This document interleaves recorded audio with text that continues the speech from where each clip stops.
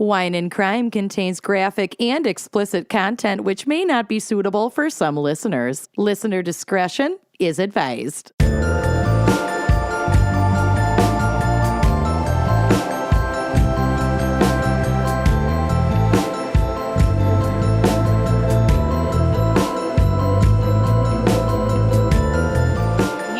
Listening to Wine and Crime, the podcast where three friends chug wine, chat true crime, and unleash their worst Minnesotan accents. Oh, yeah. Yeah, which Lucy earlier was watching a Forensic Files, and she was blessed with a lovely Minnesotan accent. So cute. A Minnesota accent followed by a Minnesota accident. Oh. Or so it seemed. A husband was driving a car and his wife was in the passenger seat and he struck a parked vehicle. That's the story. Ooh. And so then one of the detectives on the case was like, it just wasn't sitting right with me. No. And this took place in like rural Minnesota. And during one of his like aside interviews, he was like, well, I just really didn't feel too good about it. And I could hardly eat anything at my family's Easter dinner. And they all thought I was mad at them. And this just didn't sit right with me. It was like the cutest. Just the cutest little window into this Minnesota man's life. I do get it's cute. kind of perverse, but I do get excited when it's a Minnesota episode. Oh, yeah. Always. Oh, yeah. Yeah. Oh, yeah. All right. Well, oh, fuck. I'm Kenyon. I'm Lucy. I'm struggling, and I'm Amanda. Yeah. Also, when we started this episode, I thought that I was the one that was ready and waiting for these other two. And I got a phone call from my mom, who is also our bookkeeper. And so we're just chatting away. I'm just leisurely chatting. Like She thought she was waiting for us. really leisurely chatting with my mom. I was looking up a facial that I could book for my birthday. So I'm like half listening to my mom. Important my note, God. she didn't have her headphones on, so she couldn't hear Amanda and I going, "Can we start yet?" They were on the call. They heard everything. And Your I mom could not should- hear them. Your mom should get her eye checked out. Yes. Well, I'm glad she's feeling better, and she figured out the right way to wear her bathing suit. Yes, very glad she flipped it around. Anyway, on that note. Oh, my God. I'm going to puke. So we have a very special fan pick episode brought to you today by Julia Pierce Gapmeyer. Oh, mind that gap, Meyer. Mind that Gapmeyer, who is a librarian from Salt Lake City, which is extremely apropos for my case, which was also selected by Julia, and I had never heard of before. Oh, Hey. Yeah. what did Julia pick for her topic? Her topic is library crimes. Oh, my God. You don't say. I liked this one. This was Oh, good. this They were was actually fun. great, interesting stories. Yeah. Libraries attract lunatics Shit goes down in the It's true. library It's true. with the candlestick. with a candlestick. All right, but first, Amanda, what is our wine crime pairing for library crimes? Well, I believe our studious fan picker, Julia, also recommended the winery from which we should be, ordering wines for the drinking today. From which we should be? Yes. And But so, we didn't. well, I didn't order it because I didn't think of it in time. Which also works out well because I threw up in my sink today from acid reflux. So I couldn't drink wine if I wanted to. Now, did I take edibles? Absolutely I did. Because I can't do this totally sober. I'm just doing it California sober. Right. But she recommended that we take a look at a pairing from the Bookwalter Winery out of Richland, Washington. Oh, yeah. And I perused their inventory and big fan and definitely added to cart. of the description for the 2018 Protagonist Cabernet Sauvignon. Oh, cool. I So love the different it. wines, they're super cool. The different wines have very like literary adjacent names. And the wine just looks absolutely phenomenal. I do love vineyards out of Washington State. The wines are just so beautiful there. It's such a great viticultural region. So I'm very much looking forward to actually drinking this when it arrives. But in the meantime, what I have to look forward to is a classic ripe Cabernet Sauvignon with aromas that fill this richly perfumed wine, fragrant currant and blackberry, mocha, and sweet French oak tones, harmonized with mineral tones in this powerful reserve old vine Cabernet I love. Ooh, That sounds Lush. delish. Nice and like, Interesting. yeah, nice and bold, rich. It's 14.8 ABV. Like I said, it's a 2018, so it's been sitting for just a little bit. You could totally open it right away when you get it, or you could just like cellar it for another couple of years and see how she evolves. Oh, Stick it in your my. library. Stick it in your library. So, like it says, it's fragrant and perfectly lovely to drink now, but it will also age for years to come, like the many vintages before, and like classic literature, which sometimes doesn't age well. Also, I feel like there are lots of library bars. Oh, yeah, there was one. I don't know if it's open anymore, but there was a bar in Minneapolis, like in Dinkytown on campus, called the Library. They're usually in college towns because there was one in Cedar Falls where I went to school, and there's one right down the street from me because I live near Drake University. So you can just And- say, I'm going to the library. Yeah. And not lie to your parents. Exactly. I'm at the library. Yeah. Why is it so loud? Why are Yep. you so tired? I was out late last night at the library. I was up so late at the library Yeah. Doing shots. doing shots. All right. Cheers. Oh, cheers. Cheers to those who are drinking right now, and cheers to my acid reflux going away, hopefully. I'm I drinking think a Mai edibles Tai. do help with that. So I hope so, because I took them. No going back, no. all right, Lucy, what is our background and maybe psych for library crimes? There's no psych. All right. Shake those goat bones. Oh, they're right here. Hold on. Shake them. Shake them. Yeah. Yes. Okay, so earlier today I told Corey we were recording library crimes, and he goes, "Oh, like talking loudly." It's like, What? you can't talk loudly in the library. You have to be Yeah. quiet. All right. Yeah. Yeah. I thought it was funny. So, starting with a couple fun facts about libraries. As of 2019, there were approximately 184,500 librarians, 36,250 library technicians. I don't know what they do. I think they probably put the books away. That's probably more, well, I But don't then know. Libraries now include like a lot of audio visual and like computer True. stuff. That's true, yeah. Maybe they do like the computer lab. Assist with that. Yeah. I'm sure librarians do as well, but And there's also 87,000 library assistants working in the United States. So lots of different job titles, lots of opportunities.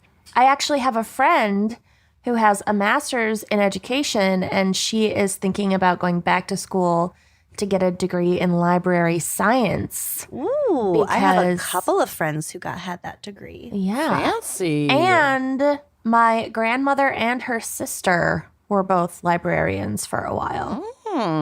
I would really enjoy being a librarian. You just Oh, get to the shush people. You get to shush people. It's you get all to about read. research. Just sit at your desk and read, and you're like fully doing your job. Yeah. It smells good in a library. Oh, yeah. Just smells like the 70s in a good way. I love yeah, it. right? Portugal's Joanina Library houses a bunch of bats to eat the insects that could damage book pages. Okay. Okay, I see what they're trying to do. And But I I'm assuming don't it works like it. for them. But It This works is like for when them. we told my mom's mom, so not Unsinkable Helen, but my saucy sassy grandma. that we had a bat house under our deck in Minnesota so that she would stop sunbathing braless outside. It was They're like dormant in the daytime. Well, yeah, but she was But she was scared still enough freaked out. that she didn't want anything to do with it. Oh, well, they have their own little areas in the library. And My then God. the staff like comes in early to clean up all the bat poop while the bats are Oh. sleeping. Okay. Apparently, And the so when you pros open outweigh a- the cons, so when I you- don't know. Open a book. Can a bat? I have questions. No, the answer is no. Probably I don't know. I don't think you never. really listened to the question. That's not going to fly out of a closed book. I'm Googling it. Continue. Google it. Okay, clearly, if it was that Joannina? problematic, they wouldn't do it anymore. Library bat accident. Moving on, 3 of the most popular genres in prison libraries are young adult titles, the Left Behind series, and paranormal romance. They're getting it on in there. I mean, I've read books in a lot of those categories. Mm-hmm.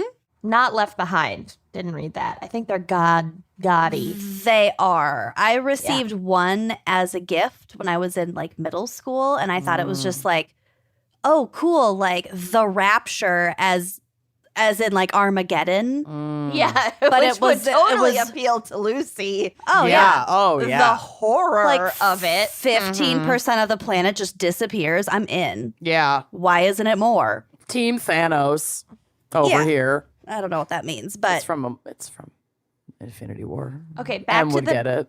I glossed right over that. Why can't you be more like M? M would get it. I'm not as cool as M. I know. we'll never be as cool as them. Back to the bats, real quick.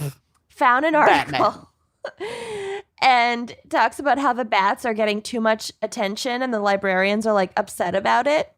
And this quote, "It pains me," says Jorge Manuel Neves Justo Alexandre, wow, who has been a caretaker of Juanina since 2000. "Here you have all this beauty, this knowledge, and they're asking where the bats poop," which is Well. exactly what we just fucking did. But it's Yeah, and we're asking important questions about pooping.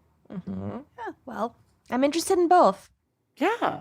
apparently the bats are problematic, but not in the way that you were asking about. Yes, exactly. They're attention hogs. That would be me, though. That was me at the Hemingway house. It was like, where are the cats? Cats. I was in the Hemingway house for like an hour longer than my friends. And they were just like sitting by the pool, like chain smoking cigarettes, just waiting for me to come back out. And I came out, my knees were filthy from like From crawling just getting around, down crawling with some around on cats. the ground with the cats. I love that. I love that. Oh my God, So I was much. in heaven. Okay, moving along. Samples taken from library books have included traces of cocaine, the herpes virus, and Ugh. bed bugs. Oh, that's the worst. Yep. We had the exact same reaction Oh, yeah. to all three. No You're not surprise. even Cocaine. with- Oh, herpes. Ooh, Oh. bed bugs. No. Well, even with traces of herpes on your book or whatever, You're not going to get the herpes. likelihood Yeah. of you getting herpes is Right. so fucking low. But But bed same- bugs? You'll it get said- 'em. It said that none of these actually caused like problems. But also, there's a library in Boston that they have like a little. It's basically like a car wash for your books, so they run it through to decontaminate after you return them. Oh, that's I so like cute. that. That's good. It's good. Also, you know, like all kinds of folks that don't have regular access to the internet are gonna go to the library for those resources. And so there you just have different people coming in and out all the time. Bring in your stuff with you. Yeah. Yeah. Bring But in a your dirty- herps and your bugs. A dirty book is actually more dangerous to itself because dust can trap moisture and damage paper pages. So that's the real reason why they had that little car wash in the Boston Library. Interesting. In 2016, the San Jose Public Library reported $6.8 million in late fees. My God. Whoa. So fucking pay your late fees, please. Yeah. That said, it's never too late to return a library book. In 2016, the granddaughter of a man who had taken out a book called The Microscope and Its Revelations from the Hereford Cathedral School in the UK returned the book 120 years after it had been quote unquote borrowed. Oh my. No. I would keep it at that point. Yeah, at that point, just hold on to it. I have a copy of Charlotte's Web that I think my dad took from his elementary school library, and it's like stamped on the inside. Oh, so cute. They're not going to get back. I buy a lot of used books, and a lot of those have library stamps, but I just assume that they were purchased when a library like liquidated a lot of excess shit. Yeah. Yeah, I mean, libraries like that, the Excelsior Library has book sales every year Right. to just get rid of old inventory. So Which is the best. That is it's my the Christmas. all of my good CDs are from the Excelsior Library book sale. Ugh. Speaking of CDs, you can also borrow accessories for job interviews, such as neckties and briefcases from the New York Public Library. That is I so love that. fucking cool. I Yeah. love that. The New York Public Library is fucking rad. I also have a friend who used to work there. Oh my God, that Cool. would be the best job. Yeah. The lions outside of that library are named Patience and Fortitude. Okay, Oh my love God, one of that. them has my name. That's not your actual name. You just gave yourself that name in third grade. I know. Because it was ironic. Certifiable. Was the joke. Kenyon, was very triggered. Very Kenyon upset. Fortitude Lang. Closer. Much closer than patience. They are lions. Like you're a Leo. Mm-hmm. Okay, so this is my absolute favorite fun fact. Patrons of the Alaska Resources Library and Information Services in Anchorage can borrow from their collection of taxidermy items, including animals' bones and furs. No. Wow. Bear and wolf fur are among the most popular requests because they're often used in Boy Scout promotional ceremonies. Wow. And also, Amanda, Harry Potter fans can opt for snowy owl mounts for your photo shoot, your senior pics. I Wow. would love a snowy owl mount as long as it's like, sustainably sourced. I would freaking love that. Not for any Harry Potter purpose, but just No, because but 'cause owls are it's stunning. fucking I dope. think snowy Yeah. owls are like shui endangered. Yeah. Oh, are they? I Shit. think so. Well, an owl that is not endangered and sustainably sourced and mounted. You Yeah, know I- what I'm saying. Owls are creepster. I love them. I love them too. They're so spooky. So the rest of my segment is about one particular topic. I know. I know what it is. I know what you're going to do. I'm going to do it to you. Do it. Log do it it. away. Do it. Do it. So this is one aspect of libraries that I fully know exists, but prior to my research, never quite figured out how the fuck it works. And that is the Dewey Decimal System. Do the do. It is- Do the do. It's a proprietary library classification system first published in the United States by Melville Dewey in 1876. Originally described in a 4-page pamphlet, because it's super simple, it has been expanded to multiple volumes and revised through 23 major editions, the latest printed in 2011. So this is just a quick explanation from Wikipedia.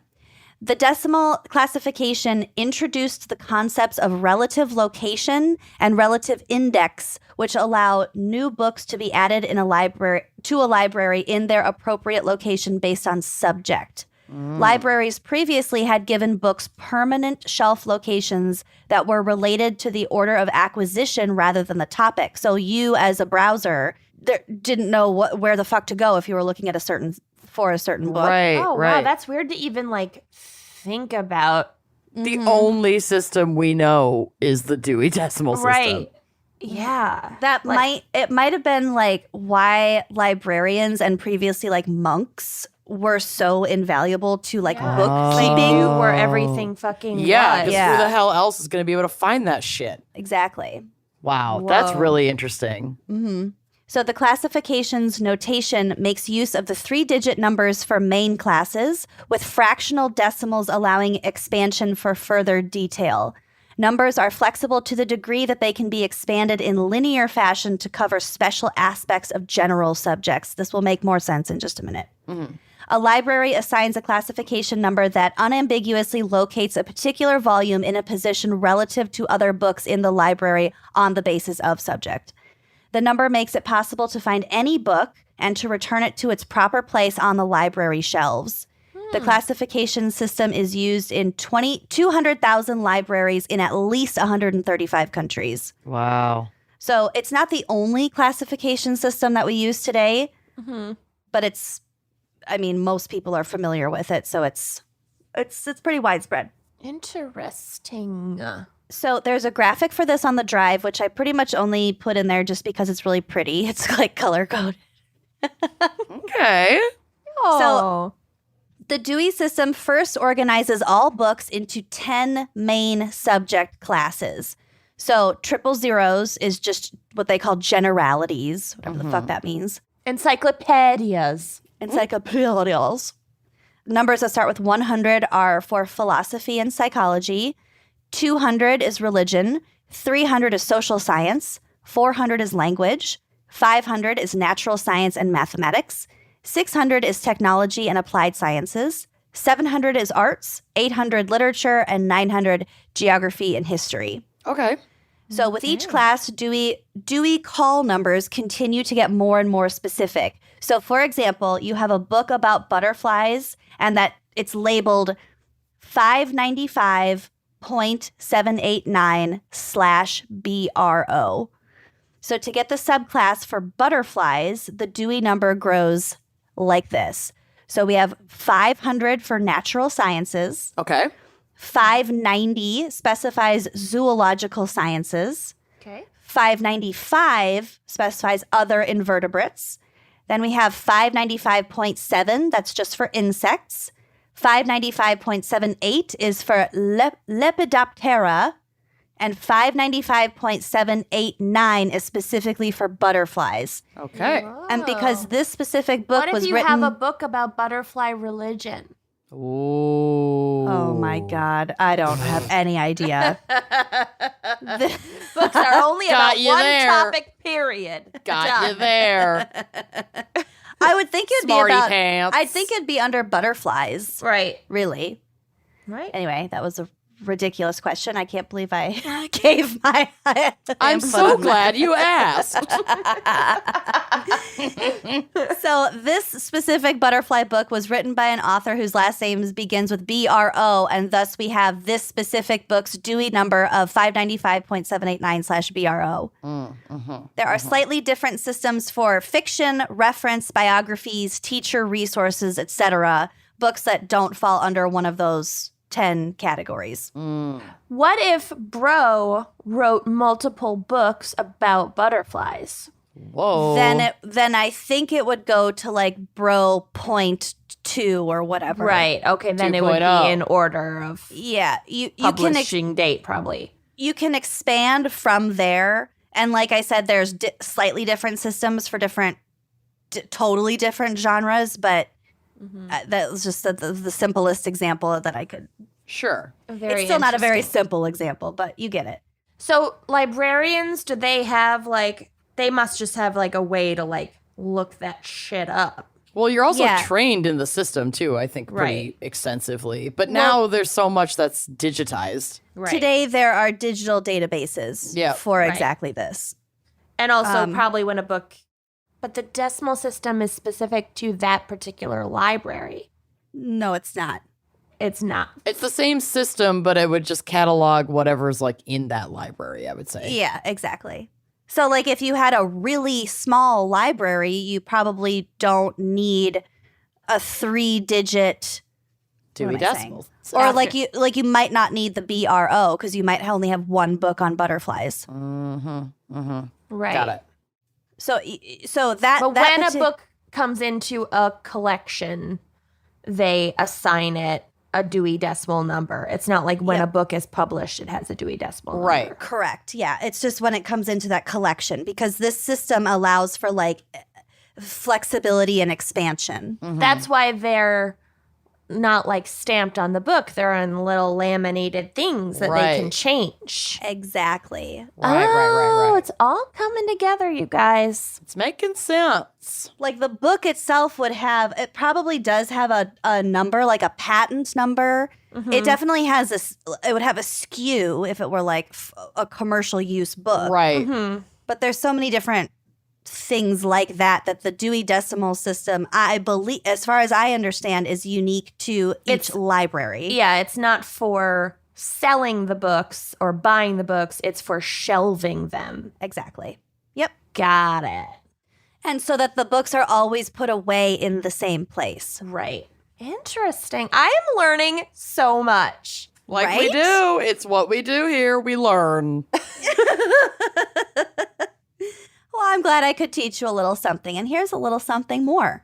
Because this actually does make sense and allows for a standardized and flexible system of organization for libraries. So good on ya, Melville Dewey, right? Yeah. Go Melville. Go Melville. Well, Go Muskies. not so fast. I got a Oh. little story for ya about Melville no. Uh-oh. Does he suck? Shit. Great. All men. Yes, Okay. all men. Dewey. So Melville Lewis Kossuth Dewey, and I would like to point out that at birth his name was spelled Melville. Melville. Melville. Melville. So he was born on December 10th, 1851 in Adams Center, New York, where he attended rural schools and decided early on that his destiny was to reform education of the masses. So it kind of sounds like he didn't love his experience in school. Like at a young age, he's like, I could fucking make this shit way better. Yeah, this shit is not done right. This is whack. So he earned his bachelor's and master's degree from Amherst College, during which time he founded the Library Bureau in 1876, which sold high-quality index cards and filing cabinets and established the standard dimensions for catalog cards. Oh, Just that's got fun. very turned on by high quality index cards. Kenyon's got chills. Doesn't. Honestly, we had the same kinks at this point in his life. I love a good index card. Oh, a I good love filing standardization. Organization. Fuck me up. Ladies, relax. No. This will be the last time I identify so hardcore with his proclivities, we'll just say. Dewey described the private company as, quote, for the definite purpose of furnishing libraries with equipment and supplies of unvarying correctness and reliability. Okay. Its investigative unit, devoted to studying the best practices of library loss management, circulation, and data retention. So this unit recovered 3,000 books in its first year of existence. So we had like a mini CIA in there. Wow. Okay, so he's getting the books back for the Bureau. He just wanted everybody to play by the same fucking rules. He was sick of all this variety. Everything just needed to be standardized. Everyone needed to follow the rules. Okay. I get it. He also advocated for a specific style of handwriting to be written on these cards, and it was called librarian hand. I mean, sometimes it's very hard to read handwriting. And Yeah, he wouldn't I have had get to it. come up with that if they had, like, you know, typewriters and computers. Because now Yeah. it's like, okay, now I think it is all in the same font. It might, probably. I'm sure the font doesn't vary too much, but like this was obviously before typewriters were at least widespread. So the judging librarian people's hand didn't. handwriting is like classist and bad, but at the same time, like I do see what he was. It was just for people within the occupation of librarian. Right. For this purpose. Yes, for this express purpose. So he was really into organization and also apparently against any and all redundancies. So as a young adult, he advocated for spelling reform. He changed his first name from the usual Melville, Melville, to Melvil. So there were Okay. no redundant letters. Interesting. Okay. And- Now he's lost me because I know. I told you. You are erasing the context of where that word came from. Mhm. Here's the more egregious one. For a brief period of time, he changed his last name, Dewey, Dewey, to Dui, Dewey. No. Oh, no. No. Mm-mm. No. No. Yeah. So, like I said, No. he goes crazy pretty quick.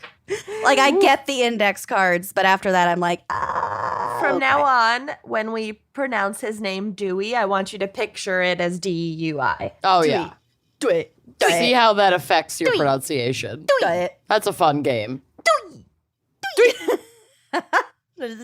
Decimal system. He was also a fierce advocate of the metric system because it makes a lot more sense. Okay, back on board. Back on America board. first. We use inches. Inches. So, Mr. Decimal accomplished a lot of good for American libraries and beyond. He was the chief librarian at the Columbia University Libraries and director for the New York State Library, where he developed a traveling library program to provide 100 books across the country to communities that did not yet have a public library. So again, he wants to bring knowledge to the masses. That's admirable. Mm-hmm.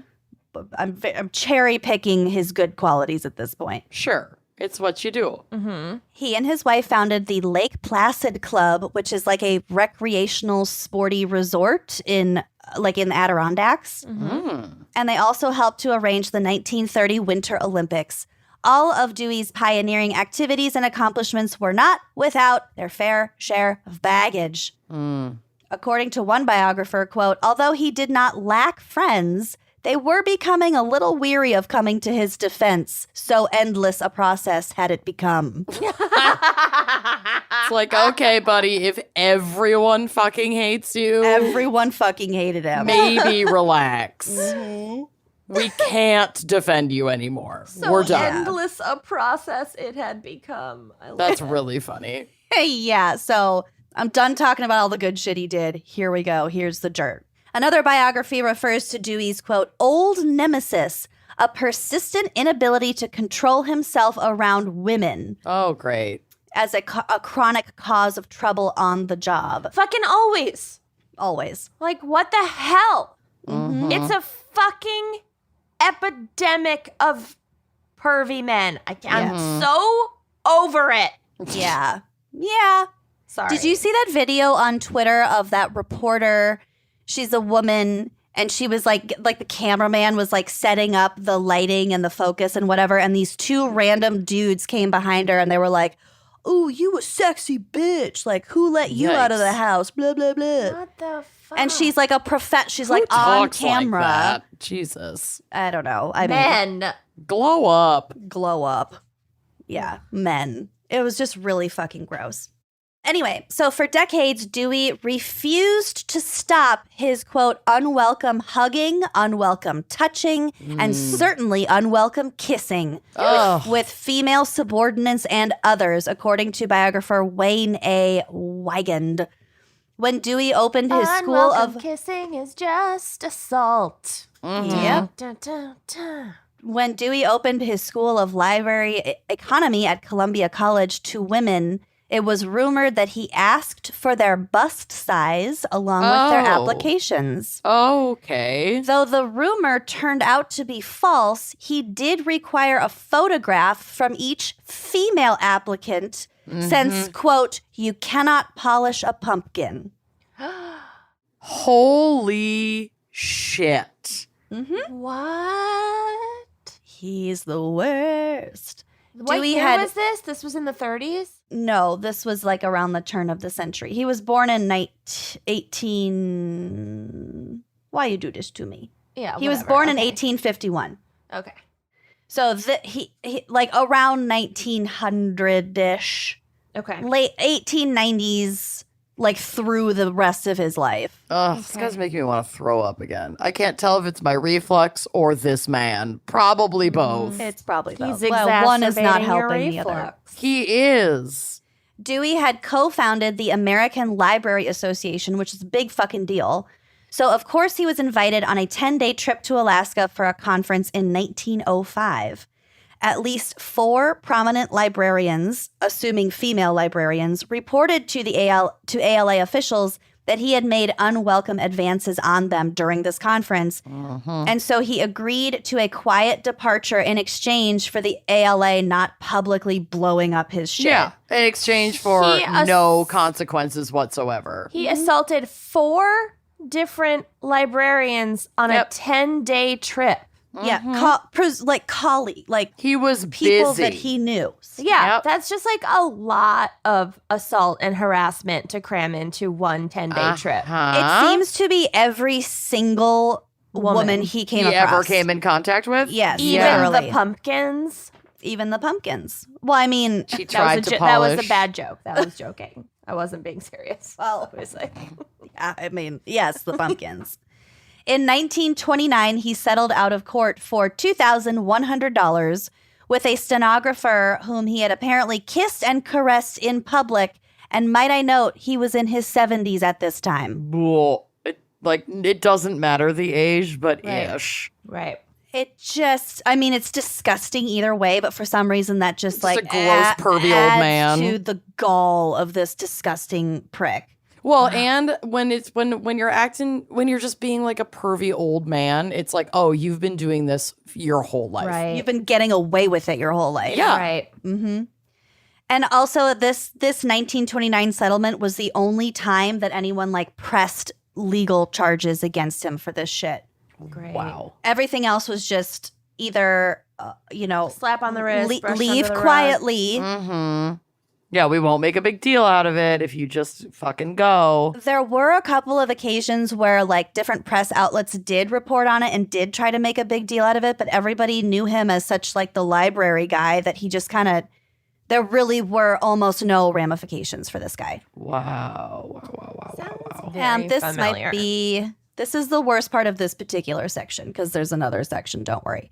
In general, Dewey himself did not deny his actions, only their impropriety. Oh. I have been very unconventional, as men are always who frankly show and speak of their liking for women, he wrote. But He's the victim. But he insisted it was not his fault if the targets of his unconventional actions took offense. Quote, Uh-huh. pure women would understand my ways. What? I am an outside the box thinker, and therefore I blame the victims. Only whores would think that my actions are My inappropriate. Right. Grabbing and kissing them Right. apropos of nothing. It's so gross. It gets, I mean, worse is subjective, but it keeps going. So impure women were not the only people that Dewey Impure offended. women. The Lake Placid can't. Club, get ready. The Oh, Lake yeah, Placid he's married. Club, He and his wife. he had 2 wives Both of them. and 1 child. The Lake Placid Club explicitly banned, quote, Jews, blacks, and others from membership. Cool. Cool. I mean, not surprising, but also fuck. Black people could enter the property as servants, though. Oh, good. Lest we forget. Right. Dewey was so afeared of Jews that he purchased the land adjacent to the club out of fear that Jews would buy it. Good. So he'd have to he's share a an racist, area. misogynistic, anti-Semite. yeah. He's checking Etc. every box Yeah. on his perfect note card. Yep. So here's a fun little excerpt from the club's 1903 Is circular. it fun or is it fucking horrible? Because It's foul. It's foul. It's foul. So this is from their like internal circular regarding club membership. Quote, no one shall be received as member or guest against whom there is physical, moral, social, or race objection, Good including God. absolutely all consumptives or other invalids. It is found. and ableist. Yeah, he's everything ist. It is found impracticable to make exemptions to Jews or others excluded, even when of unusual personal qualifications. Wow. Wow. No Even when they're one of the good ones. No Yeah. exceptions, even for the ones we like. Right. Mhm. No exceptions. I'm looking up the 1930 Olympics. It The was held 19 at Lake Placid, New York. Oh, okay. So it was the 1936 Olympics that were in Germany. Okay, that makes more sense. I was going to be like, he helped with these Olympics, but no, it was 6 years earlier. Okay. No. In 2019, the American Library Association, the ALA, BAMA, BAME. voted overwhelmingly to remove Dewey's name from its top honor, previously called the Melville Dewey Award, and it has since been renamed the ALA Medal of Excellence. Wow. Nice. I can't believe we haven't purged Dewey from everywhere yet. Yeah, I didn't we- know any of this. Let's Me not call neither. it the Dewey Decimal System anymore. Let's just call it the Decimal System. The Yeah. douchey decimal system. Douchey. I mean, it doesn't surprise me that we're going to fucking whitewash the shit out of this established system. Well, there are other classification systems that libraries use. I think this might be the most common, but it's not the only one. Sure. So you could absolutely, advocate in your community, if your public library, to abolish the Dewey Decimal System if they're still using it. Yeah. But it's not completely widespread. Like it's not everywhere. I don't want to Sure. abolish the system, just the name, Yeah. So I thought this Fuck was a him. really interesting case of somebody who was a horrible, morally, a terrible, reprehensible piece of shit. But he did make a lot of contributions to like libraries and things like that. Absolutely not excusing any of his behaviors. Right. But it's sort of Yeah. like that question of like separating like the art from the artist. And like we've talked about this before. Yeah, but when it's like Mengele, you just fucking don't. yeah. Like, fuck you. You just don't. Yeah, he's a douchebag, but the system is good, and let's just take his name off it, and then eventually his legacy will die, and we'll just get the good part. Right. I love the death of a legacy. All right. Well, so well that done. is my segment. Wow. I never thought I'd be so angry about note cards for books. Yeah, Stupid. I did. I should have known. It's my B. All right. Should we hear a quick word from our sponsors? Yes, Sure. let's. So it's summertime. It's late summer. It's very humid here in the Midwest. Mm-hmm. And, sleeping in humidity really, really stinks. But you know what doesn't have to stink? You. And That's that's right. why we really like Native. It keeps us from stanking. Mm-hmm. Keeps the stank off. Keeps the stank at bay. And that is because Native cares about the products that you put on your body. They're about stopping the stink the right way. That's the Native difference. So you probably already know about Native's legendary aluminum-free deodorant, but have you tried their body wash, toothpaste, or their brand new mineral-based sunscreen? I love a mineral-based sunscreen. I am obsessed with a mineral-based sunscreen. Has completely changed my skin. So yes, Native now has a broad spectrum SPF 30 sunscreen for your face and body. It is lightweight, absorbs quickly, and you can choose between unscented or coconut and pineapple for that summer scent. Yum. Native is on a mission to overhaul your entire hygiene routine by putting the care in self-care with products carefully made to work against odor that are made with simple ingredients and smell great. You can get their deodorant and body wash in amazing scents like coconut and vanilla, citrus and herbal musk, It's my favorite. lavender and rose. They have a new limited edition rosé Oh, my scent. Lord. I mean... Come on. And you can even build your own personalized product bundles, mix and match 3 of your favorite scents, and keep them on rotation so you have something for every occasion. You really do need a little something for every occasion. So stay fresh, stay clean with Native by going to nativedeo.com/winecrime20 or use promo code winecrime20, that's 20, at checkout and get 20% off your first order. That is nativedeo.com/winecrime20 or use the promo code winecrime20 at checkout for 20% off your first order and treat your pets. Trade them. So maybe you just got engaged, but then like what now? Because wedding planning can be super overwhelming. It can be daunting. It can be quite daunting, and weddings are coming back and you're thrilled to celebrate with friends and family, but where do you even begin? You got a laundry list of things to do, but you're not really sure what those things like are. Mm-hmm. So you need someone to guide you through and help you stay on track, and that is where Zola comes in. Oh, yes. Oh my gosh. Zola makes wedding planning easier and less stressful by creating everything couples need all in one place. It's genius. They've got wedding vendors, save the dates and invitations, free wedding websites, a built-in registry, and more. It's so smart. I don't know what I would have done without Zola when planning my wedding. There are so many easy ways to get started, even from the comfort of home. So no need to keep track of like multiple websites or like have a zillion tabs open at one time. It's like a one-stop shop. Or have And that literal Excel spreadsheets about everything, because Yeah. that's how I did it, because I got married pre-Zola, and let me tell you, it was a nightmare. Yeah, don't be like Lucy.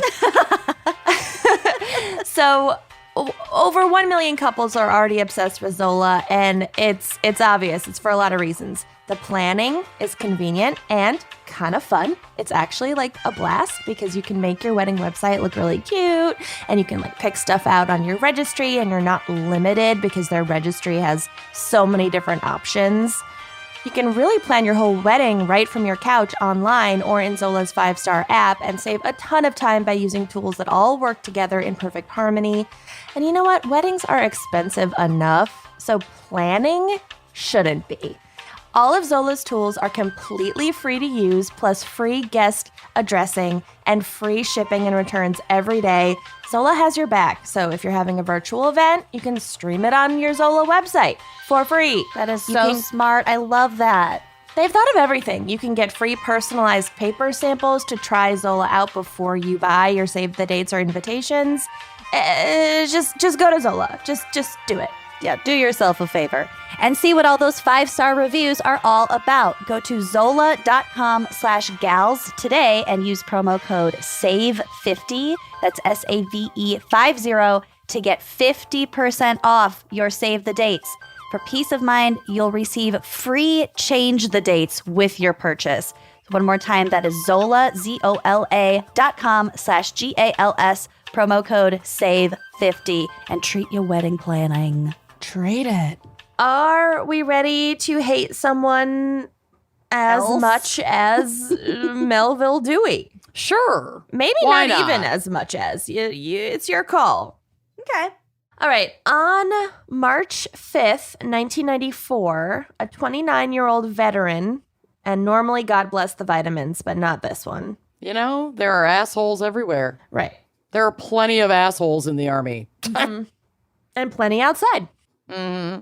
So this dude, 29-year-old, named Clifford Lynn Draper, entered the Salt Lake City Public Library, presumably without his library card, but instead he was armed with a gun and a homemade bomb roughly the size of a microwave. Wow. great. That's a big bomb. I don't know where he had a bag with him with like other shit, like knives and shit.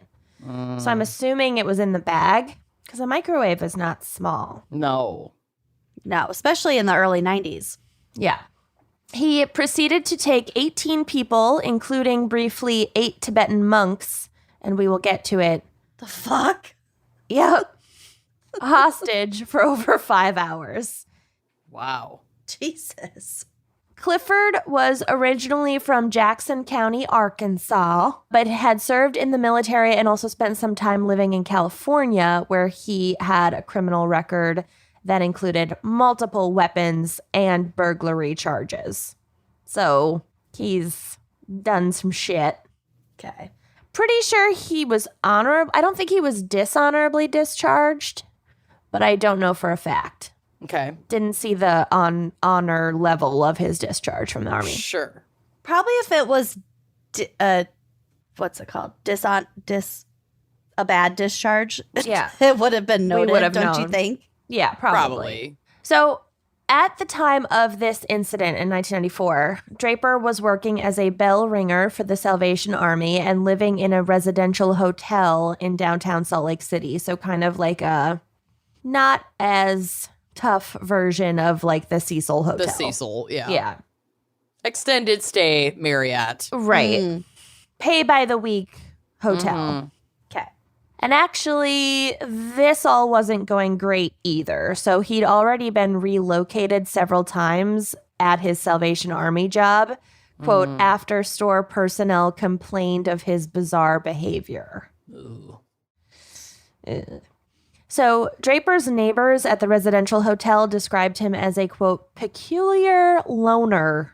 Uh-oh. That's not a good description. Not good. Lots of red flags here. One neighbor named Carrie Tanner noted that once during their time living there, Salt Lake City experienced a very minor earthquake. So like no real damage or destruction, just like a little like, ooh, which is terrifying to us Midwesterners, but I think people out west are used to it. But Clifford reacted in a very over-the-top manner. He, quote, freaked out and came out with big survival gear and everything. So he was like, Dude, chill. yeah. What's it called? What do they call them? Like a Calm bug your out? tits. Like doomsday preppers. Yeah, exactly. Oh, I said calm your tits. What do they call it? Calm your tits. Preppers. Yeah. A bug out bag. A calm your tits prepper. In the words of one newspaper reporter, quote, Draper was a drifter with a grudge against the government who lived in a tiny hotel room stuffed with combat gear, gun magazines, and ammunition. Great. This is not good at all. No, he's a total catch. Who says you can't have it all? On the day of the incident in question, the Salt Lake City Public Library was hosting a demonstration by a group of Tibetan monks Oh, there we go. Oh, now we're getting to the monks. who had just The spent monkey potatoes. Ick. monk it up, monk The Monk monk. up the jam. Monkey it up. while your feet are monking. Monkin. And this jam is monkin. Monkey on. Yeah, that's a shout out to for very Really early episode. very old Patreon donors will understand that reference. Wow. It's I been a don't even long remember time what the since I fuck we were monked up the talking jam. Yeah, I think that was like our first drunk dive. It was old. Been a minute since we monked up the jam. Mm-hmm. Okay, so these monks had just spent 4 days creating an intricate mandala out of sand, and they were now about to ritualistically destroy it for an audience. Which sounds so cool. And if that was Yeah. happening at my local library, I would I totally would be go. there. Yeah. Oh, Yeah. yeah. I think there was a group of monks who did that at Obama's inauguration, weren't there? Oh, maybe. That sounds cool. I've seen them do something like that in the White House. Cool. Not personally. My God. So, in the midst of this demonstration in the library lobby, and also I just want to note that, like, I read a lot of conflicting information on the details of this case. So, like, some reports list a different number of victims, some reports list a slightly different timeline. So, like, I don't know for a fact that all of these details are true. I'm just going by what I read and Great. what I think makes sense. That I love is it. fair. Okay. So, in the midst of this demonstration in the library lobby, Draper leapt from the crowd onto a desk, pulled out a pistol, and claimed to have a bomb large enough to, quote, blow up the whole building Okay. that he would detonate if his orders were not followed to a T. Sure. All right. Surprisingly, Draper almost immediately allowed the monks to leave the library, but ordered the others to enter a nearby second-floor conference room that was occupied at the time by a meeting of the Toastmasters group. Yes. Isn't I that be a great? Toastmaster. I know. My godfather is a Toastmaster. What does that even mean? You're a master of toast. They practice giving like speeches and practice public speaking, basically. It's like a public speaking club. You make really good toast. I was like jam, butter, peanut butter. Peanut butter. So I think it's kind of funny that he let the monks go, first of all. But not all of them, you said. He let the monks go, but he kept the other people hostage. Oh. I just wanted to include monks at the top so the sentence is a little unclear. Oh, okay. Okay. Mission accomplished. Yeah. He only briefly held the monks hostage, and by briefly, I mean for a few minutes. Got it. And then he held everybody else hostage for like 5 hours. Okay. Among this group of hostages was librarian Gwen Page, fucking badass.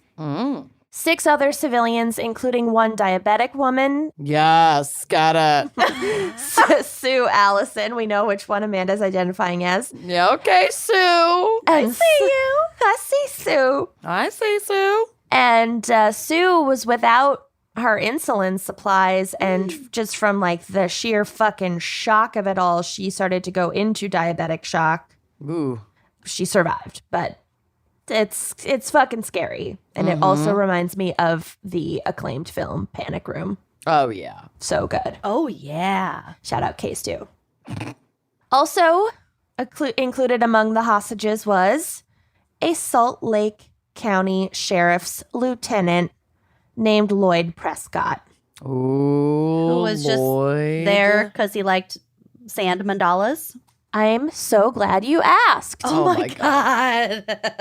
In a very lucky twist of fate, Prescott was scheduled to teach a class for police officers at the library that day. So he was just across the courtyard when he heard the commotion and decided to rush into the building and deliberately be taken hostage Wow. so that he could like be there to help. Brave. Right? Yeah. I wouldn't do that. Well, that's why you're not a sheriff's lieutenant. That is That the is only exactly why. So he had the added advantage that he was dressed in plain clothes because, again, he was going to be there that day, but he was just like giving a talk. So he wasn't like identifiable as an officer.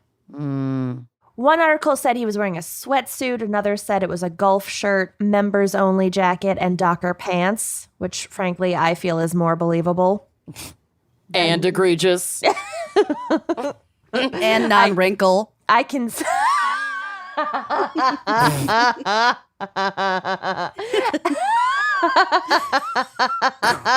That's why they all wear Dockers. They don't wrinkle.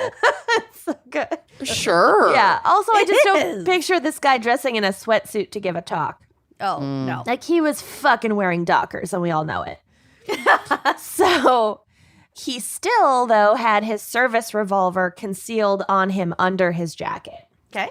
So Prescott literally, quote, talked his way into being taken hostage by waving a copy of Draper's demands letter at him through the conference room's glass wall, and then entering the room after Draper had like herded his hostages inside and was starting to like close the door and barricade the door. And Prescott literally was like, wait, let me in. Yeah. Amazing. Missed one. That's unbelievable. Yeah. And the fact that Draper, the attacker, didn't like realize that he shouldn't let someone in who's asking to be a hostage. Yeah. Right. He was just like, come on in here. Yeah, on, join buddy. us. Get Yeah. on in here. Join the party. So thinking he was just another civilian, and Prescott at one point told Draper that he was a bookkeeper. Like he was like asking what people did. And he was like, I'm a bookkeeper. Quote, I didn't want him to think I did anything physical for a living, which is smart. So Draper didn't object to this hostage hanger-on and let him in. Should have said he was a podcaster. We don't do anything physical. Right? Can you imagine? I'm a podcaster. Let me in. This is great content. Oh, we're not far. Can you from sign this those release days. quick? Yeah, that will happen. So now, apparently satisfied with the number of hostages he had, he pulled down the blinds to cover the conference room's glass walls. So he didn't try to take everybody in the library because I think he realized that like he couldn't not gonna manage that go- many people at It's not one gonna time. go well for him. Yeah. Also, remember it's 94, so no cell phones. Mm-hmm.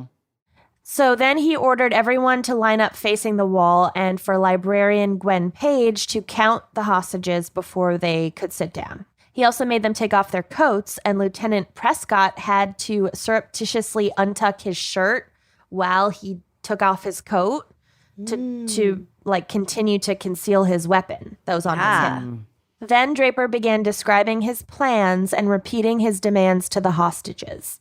He unveiled his DIY bomb and placed it at the center of a large wooden conference table, and it consisted of a hair curling iron with wires coming out of it, leading into a bag and some visible black powder. That is so creepy. And Prescott actually recognized the powder from like his hunting experience. And so he knew that it was a real explosive, although low grade. Do we know what his demands were at this point? We will get to it. Oh, God. Okay. The curling iron part of the bomb was held open, and Draper claimed that if he closed it by letting go of the dead man's switch that he held in his hand, it would go off and kill everyone. Oh, dear. He had also tied his handgun to his wrist so that it couldn't be like easily taken off him. That does not sound safe. Well, no, No. it's not. Well, he didn't. I mean, when you have a dead man's trigger in your hand, I don't think You're you- probably planning on going down anyway. right. But it's interesting, I thought. I've never heard of anyone else doing that, like tying a gun to their wrist. Right. He had also sewn razor blades into his clothes to prevent anyone from successfully grabbing at him or like tackling him. Ew.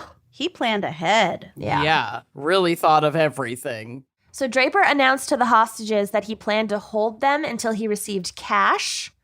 Gold and platinum bullion were also acceptable payment methods. Bouillon cubes, the chicken flavor. I love sodium. Oh, Back pay for prior military service and a full pardon from then President Bill Clinton, and also a getaway jet. Oh, yeah. country. Okay. Easy stuff. Right. Meanwhile, the rest of the library staff who had not been taken into the conference room called 911 and successfully evacuated the rest of the 5-story building by using the fire alarm. And I feel like a lot of fucking people were there that Yeah. day. One very brave librarian named Jenny Wright had ushered a group of 8 children and their parents from the children's section, which was in the room next door to where the monks had been building their mandala, Oh, no. Jesus. and ushered them into a different conference room and hid them until it was clear that Draper didn't plan to take any more hostages. And so then it Okay. was safe to leave the building. And so they got all the kids and parents out. Okay, good.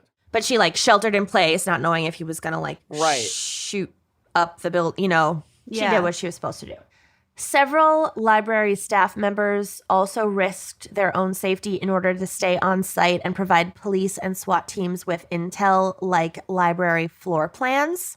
And they were also on hand to operate telephone and power lines. I feel like They had to cut the power or... in a or like call that specific conference room. I feel like in a crisis, I would want a fucking team of emotionally invested librarians. Oh, yeah. oh, yes. They could accomplish anything. They know what to do. And where to put it when you're done. They know what to do with it and where to put it. Hashtag librarians. They know what to do and where to put it when you're done. And to be real quiet about it. That is a bumper sticker waiting to happen. Okay, so back in the Toastmasters conference room, Clifford Lynn Draper called a local radio station to tell them he wanted airtime in order to explain why he had taken his hostages and read his list of demands. Then start a podcast.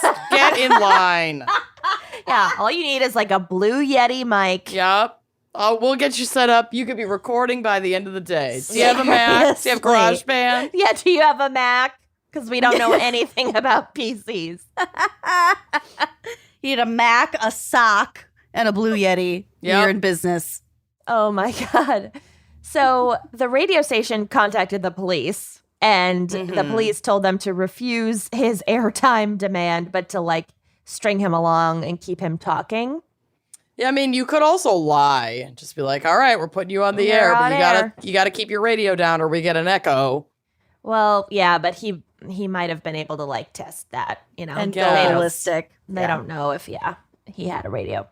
They were able, so the radio DJs were able to temporarily placate him by agreeing to play a list of songs he requested by artists including Jethro Tull, Led Zeppelin, and Aerosmith. Okay. He's a He don't want to monster. close his eyes. He don't want to fall asleep. Oh my God. So in one recorded call, Draper tells the station, "I want all your classics. This is not good mood music. I may wind up in the morgue, bits and pieces of me at the crematorium, but I'm not going to jail." Oh my Good God. I God. thought you were editorializing. This is not good mood music. No, He he so it's said a quote. Oh my God. Ish. First of all, ish. Yeah. But like, can you imagine the pressure on those DJs? Can you imagine if you had to grab the aux Placate a terrorist. and come up with a playlist for a Grab terrorist? the aux. Eiffel 65. Oh God, I panicked. I'm sorry, I panicked. Here's Chumbawamba on repeat. Do you like 311? Pissing the night away. Is that okay? Do you like 311? Oh God, me neither. Oh, God. Incubus deep cuts. Oh my God. Yeah, that would be a lot of pressure. Anyway, here's Yeah. Wonderwall. That'll give us a good 2 minutes to find Placate. something else. Anyone. I'll just be like, while we're all going down, I'm just going to play Patsy Cline. Mhm. Some Neil Diamond. Crazy. You just That'd be good.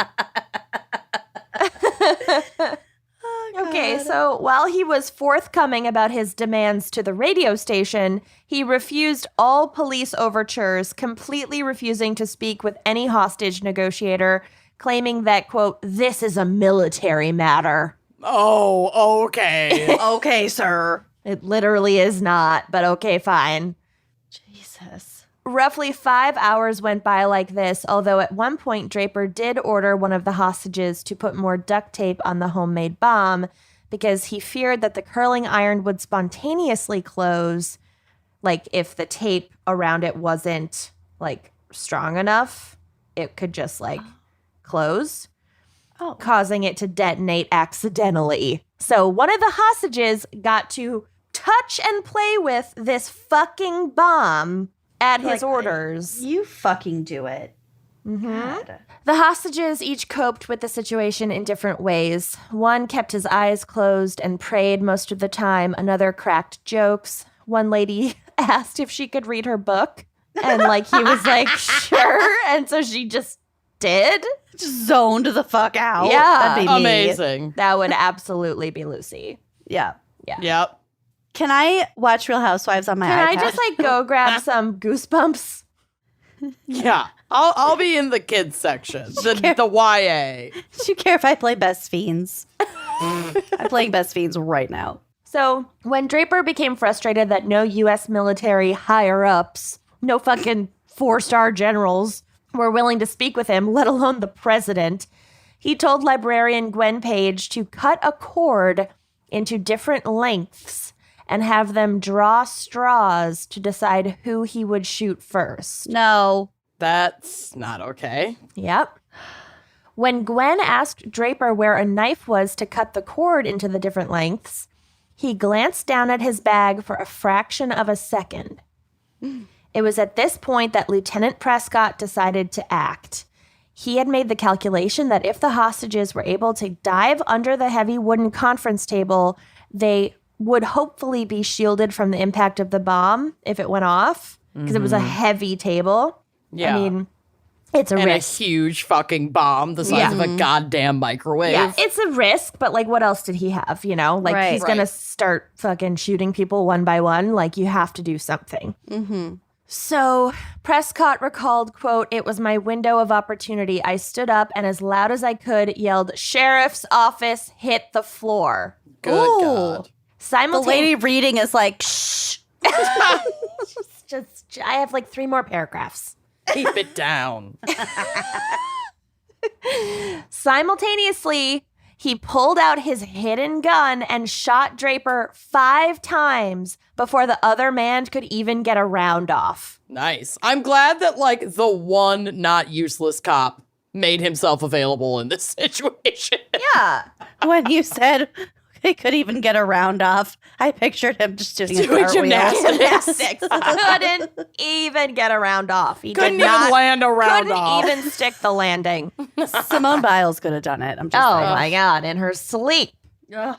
So the cop fired 5 times, and all 5 bullets hit Draper. It didn't hit anybody else. Draper didn't hurt anybody else. Wow. But what about the kill switch? Well, Oh, the when dead man switch. we will get to it. So when they heard the gunfire, SWAT team members who had been stationed outside the conference room crashed through the glass walls. Draper, severely injured, had fallen to the floor. He was rushed to nearby LDS hospital where he was pronounced dead on arrival. Draper's homemade bomb did not detonate, but even this was a lucky twist of fate. It was later determined that the additional duct tape he'd added during the siege had actually covered some of the wires and stopped the bomb from working as intended. Oh, yeah. He That's also hadn't wired the dead man's grip properly, so like that wasn't going to work. But the bomb itself could have killed people, you know, if he hadn't added that additional duct tape. Wow. That was really fucking lucky. The device was, however, deemed too dangerous and volatile to move and was detonated by the Salt Lake City Police Department's bomb squad inside the conference room. The bomb, Like, put one of those weird, like, bubbles over it. yeah, it's So amazing. cool. The bomb, which Draper had modeled after Vietnam-era anti-personnel Claymore mines, was not powerful enough to blow up the entire building, as he had claimed, but it would have been deadly if it had been detonated while the hostages were still in the room. Yeah, for sure. Dang. So miraculously, and thanks to the bravery of many individuals, including Prescott and librarian Gwen Page and other librarians, all of the hostages were able to leave uninjured, and Clifford Lynn Draper was the only person killed in the event. And we don't really know his motivations. I think, you know, probably some mental health stuff, maybe some PTSD stuff, maybe not. I don't know. That's so sad. Isn't that crazy? I mean, like, the best possible outcome when you think about it. Right. I mean, obviously, apprehending him alive would be the best possible outcome, but Right. sometimes that's just not possible. Right. Yeah. Considering how much preparation he had made to go down with the ship himself. Absolutely. He Right. knew. It's like- he right. knew that this Yeah. was likely as you'd say, a suicide mission. Right. Mm-hmm. Right. Wow. Yeah. Dang. Well. The library is wild. it really wild. is. The Wildberry. That lady just reading her book is my hero. I love her. She's the star of that entire story. She really is. Isn't that Flipping great? through her book and shushing. Can I read? Yeah. Okay. Sure. Amazing. She's like, well, I was bringing this to return, so I've already read it, but it's fine. God bless. I'm well bored. done. Yeah. Nice job. Well, thank Yes, thank yes. our fan picker, because I'd never heard of that case before. Oh, yeah. Well, thank you, fan picker. Thanks, Yeah. Julia. All right. Well, should we hear a word from our sponsees? Sure. So everyone's passionate about something. I'm personally passionate about cats, true crime, Sauvignon Blanc. We all have the passions that push us to do the big things in life, like start a true crime podcast. Involving wine. Yeah. Not cats yet. I'm working on it.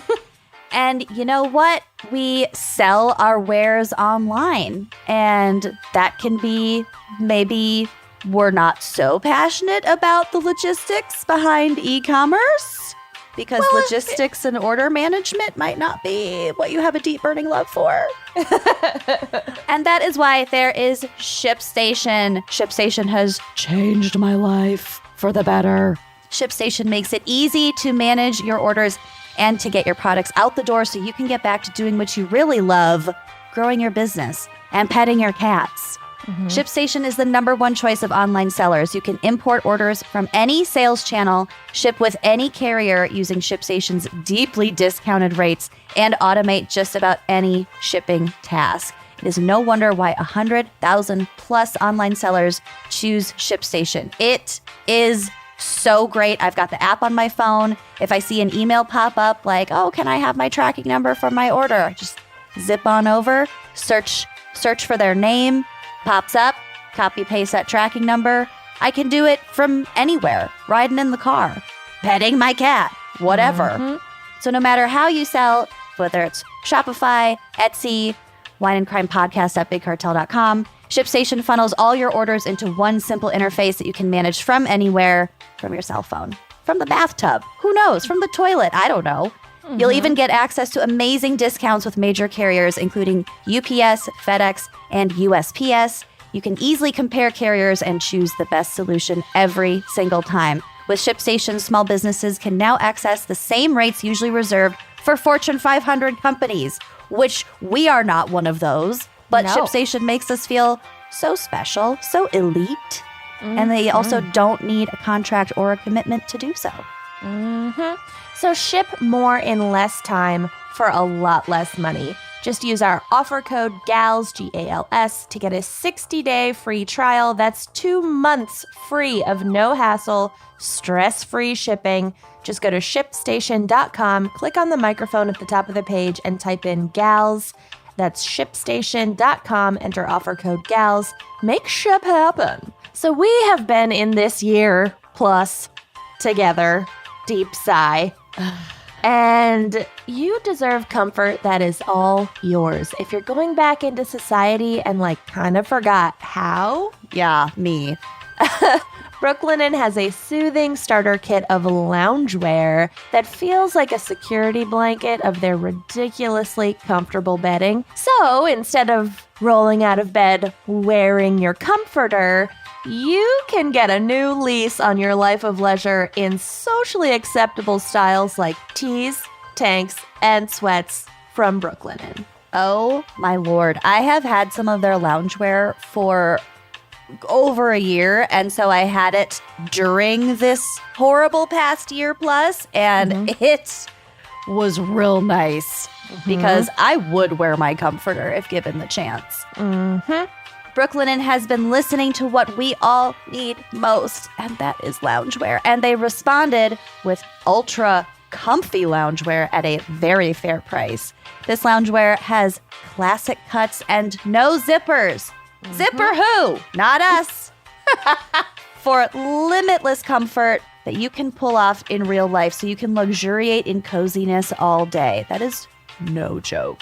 And I really like their greens. It's like a kind of a sagey, mossy green. That Super is cute. also what I ordered. Yeah, she cute.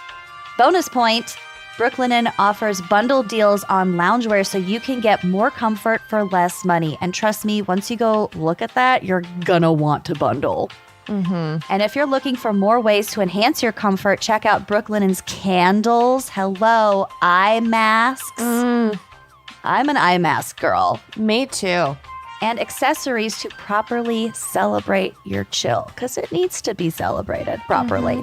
There's a reason why Brooklinen has over 75,000 five-star reviews and counting.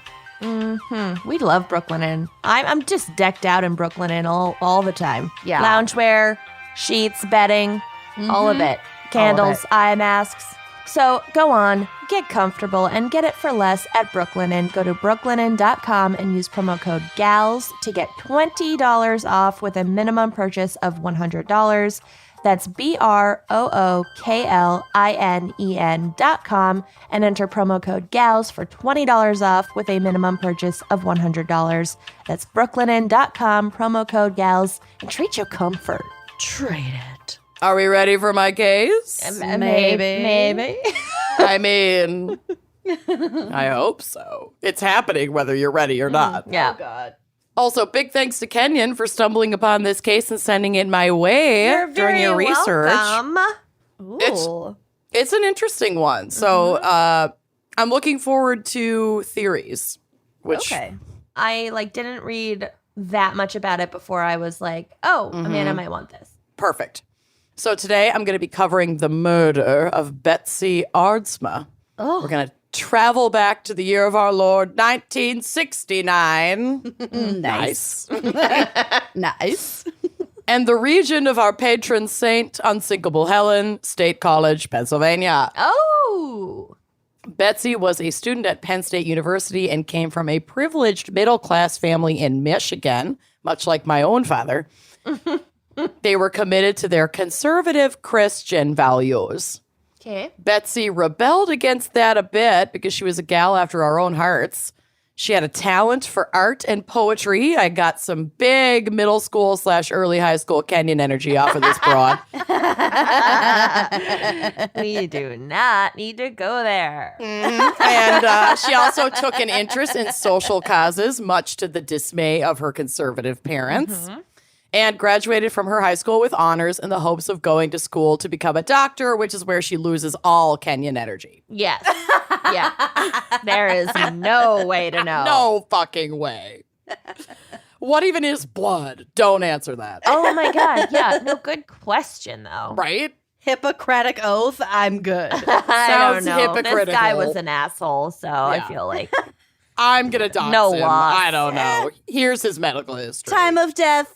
12:15ish. I'm Ish. gonna call it. Do you have Can a you- digital clock? I'm exhausted. I'm going to call it. I need a bath. My back hurts. I need a bath. My bath has been drawn for 15 minutes. Yeah. I'm going to call it. 12-hour shift. Oh no. Can Time you of death. imagine? An 8-hour shift. You guys, I'm barely getting through one recording. Sorry. I could never be a doctor. Like, it's just No. impossible. They do So- like 24-hour shifts. Yeah, I Doctors mean, and ugh, nurses, I think. I don't my know. poor, sweet, wonderful aunt and uncle who are a nurse and a doctor, like in a pulmonary clinic during COVID, Oh. fucking suiting up and around the clock care, just keeping people from dying. Absolute heroes. Yeah, We're it's only a saying lot. this because we are pathetic people. Well, we're heroes because we stayed home that one time. We're still really pathetic. So don't forget about us and me. So Betsy was accepted to Hope College in 1965 for pre-med, but had to follow her heart and love for the arts. So she transferred to the University of Michigan to study art and English. She graduated with honors in 1969 and followed her boyfriend, David Wright, to Penn State for her master's. Mr. Right. Mr. Wright. Well, Oh. I mean, he didn't do it, It? but Okay. he's a man, so he's not. He just sucks because He's still on the hook for he's something. just still a Okay. sucky guy. Yeah. Okay. So she followed into Penn State for her master's because he was attending that university for his medical degree. So Wikipedia said that she was considering joining the Peace Corps, but her fucking boyfriend said he couldn't, quote, guarantee he'd be loyal to her if she left. Oh. Mr. Right. Okay. So she followed him to Penn State instead. And since she ends up murdered, let's just remember to literally never do anything for a man. No. It's Yeah. never fucking worth it. go to Yeah. Paris, Lauren. Go to Paris.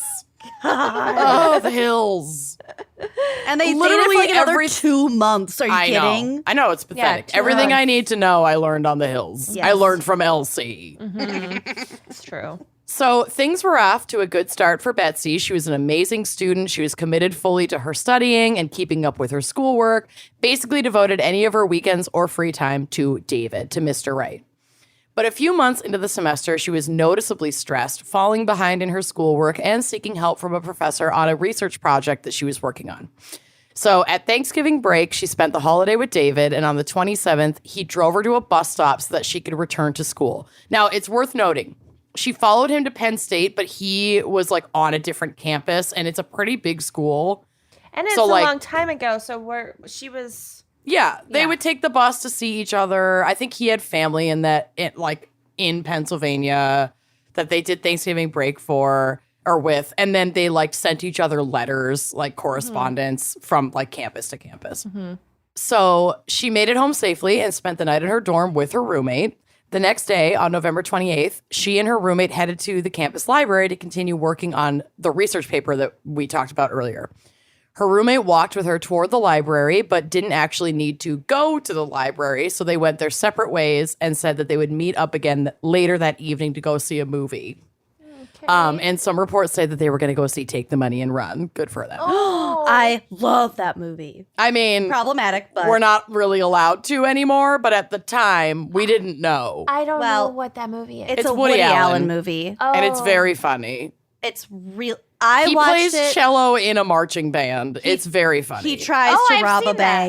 bank. It's hilarious. Oh, anyway, I've seen that. Yeah, I know. I wish fuck. that all men weren't so fucking gross and disappointing.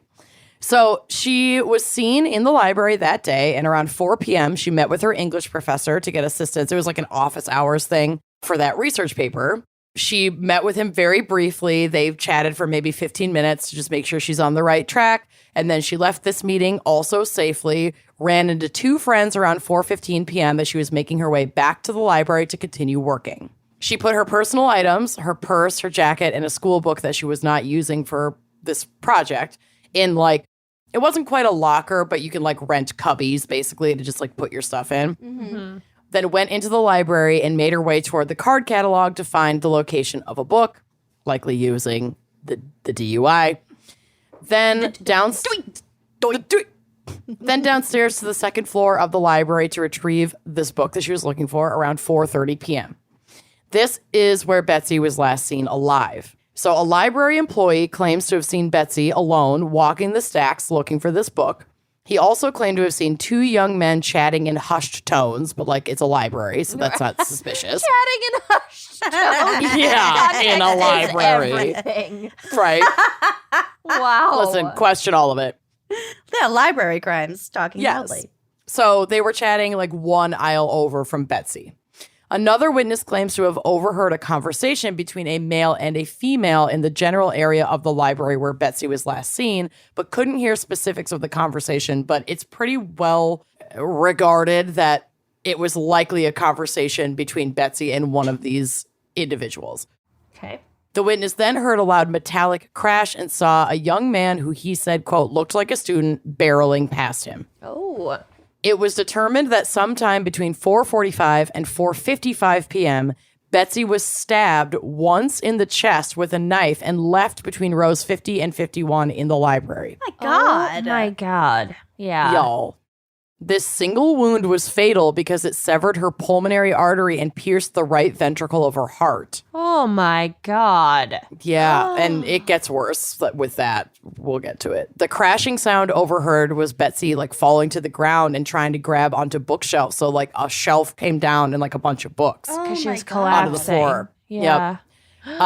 This is again from Wikipedia. Quote, two students, Zhao Uafinda and Marilee Erdley, then observed a man running from the direction of the commotion, concealing his right hand, exclaiming, "That girl needs help." Erdley described this man as being dressed in khaki washable slacks. Dockers. Dockers. Wrinkle-free. Oh no. A tie, and a sports jacket. He had well-kept brown hair, was approximately 6 feet in height, about 185 pounds, and may have been wearing glasses. This individual left Uafinda and Erdley into the core, which I guess is like the center of the library, where he pointed toward the prone body of Ardsma lying between scattered books and metal shelves, which had also been knocked loose. As Erdley began to check for signs of a pulse, Uafinda observed this individual leaving the library. He discreetly followed the man upstairs, good on ya, where the individual ran out of the library. Uafinda attempted to chase this man, but was outpaced. This individual was last seen running in the direction of the rec hall. Good for her. She literally chased him. Yeah, I guess. Nice. Yeah. I mean, He or she? yeah, I'm not sure if that individual is male or female, Oh, but sorry. they tried to follow this person. Either way, that is really It's cool. ballsy. It's very And ballsy. and quick thinking, like Yeah. in this kind of moment of Total you know, terror. I'd be in fucking yeah, shock. panic. Just Well, like, okay. what do I do? And so, despite attempts at CPR and first aid by both bystanders and then paramedics who arrived shortly thereafter, Betsy did not survive. And as it turns out, CPR attempts likely contributed to her death because when she was found, she was wearing a thick turtleneck and the knife wound and blood weren't visible.